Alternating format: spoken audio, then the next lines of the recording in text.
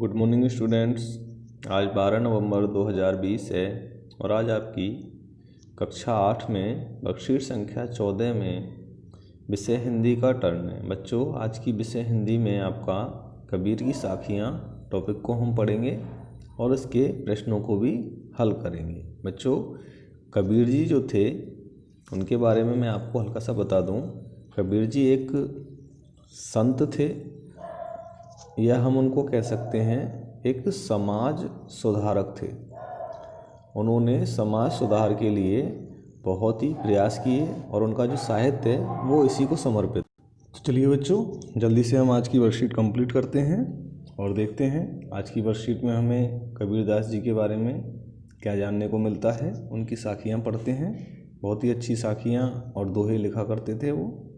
चलिए तो देखिए बच्चे, ये आपकी आज की वर्कशीट है, वर्कशीट संख्या 14। सबसे पहला हमारा काम क्या होता है कि हम यहाँ हमारा नाम लिखते हैं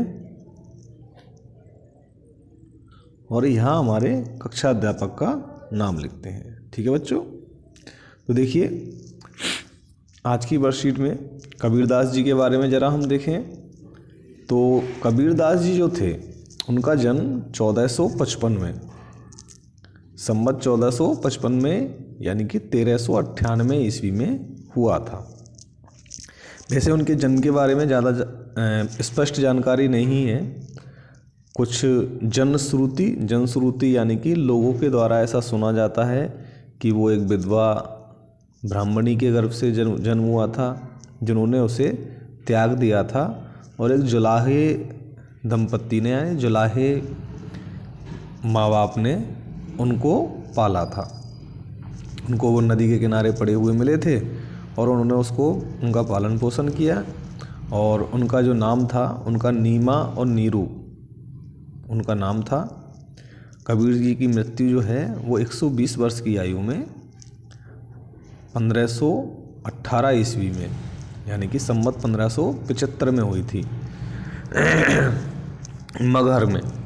ठीक है, तो देखिए प्रस्तुत वर्कशीट में हमें दो पद यहाँ पर दोहे कबीर जी के दिए हैं और इनका हम अर्थ भी देखेंगे। वैसे अर्थ आपको वर्कशीट में दिया हुआ है, एक बार मैं आपको अपने शब्दों में भी बताना चाहूँगा, आसान शब्दों में। जातु न पूछो साधु की, पूछ लीजिए ज्ञान। मोल करो तलवार का, पड़ा रहने दो म्यान।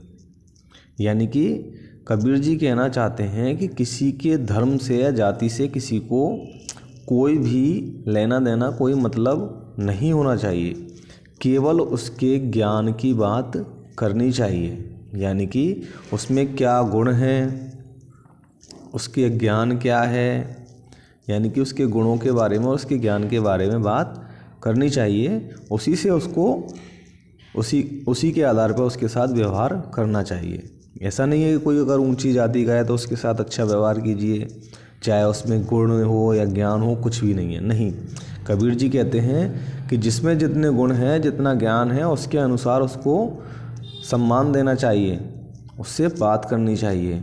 ठीक है, और आगे वो कहते हैं जिस तरह से एक तलवार होती है, तलवार का मोल होता है। मान लो हम बाज़ार में तलवार लेने जाएं, हम कोई भी सामान लेने जाएं बाज़ार में, तो क्या हम सामान खरीद रहे हैं उसके बॉक्स के पैसे देते हैं या हम इस सामान के पैसे देते हैं जो उस सामान को हम लेके आ रहे हैं? भाई कीमत तो इस सामान की है ना। हम एक फ्रिज लेने जाते हैं बाज़ार में, हम एक फ्रिज ख़रीदा हमने, इतना बड़ा फ्रिज होता है। ठीक है,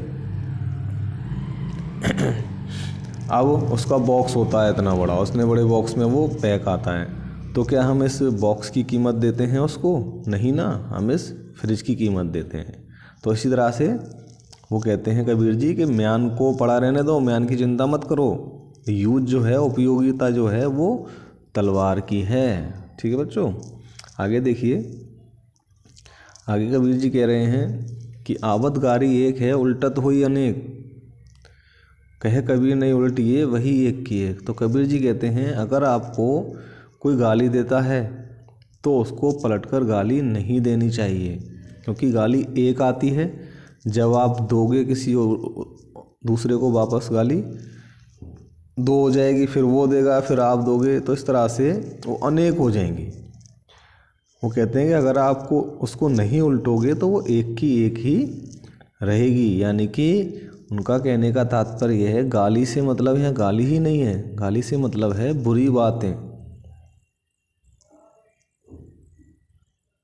बुरी बातें।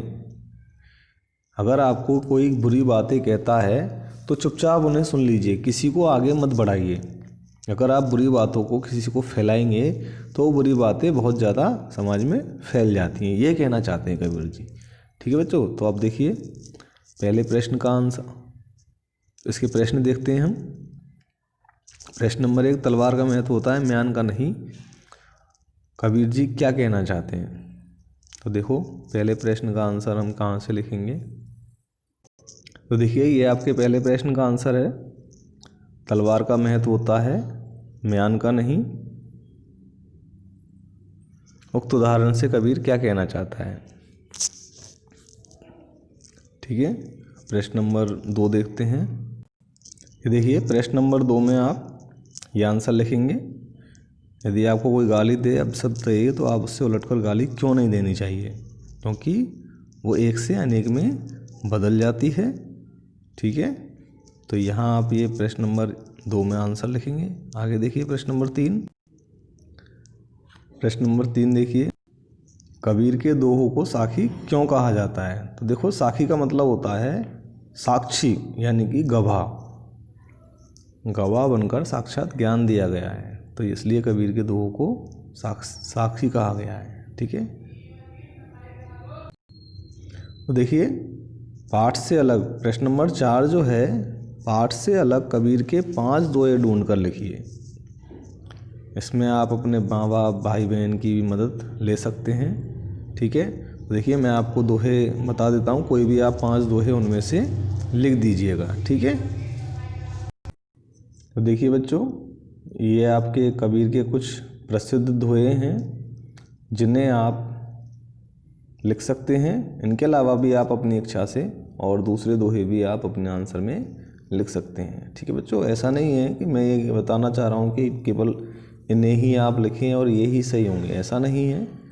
ये आप अपने मन से भी दूसरे दोहे लिख सकते हैं। ठीक है बच्चों, इस तरह से आपकी वर्कशीट कंप्लीट होती है। काम करके अपना ग्रुप में सेंड करें। अपना ख्याल रखें, मास्क पहने, टेक केयर, गुड बाय।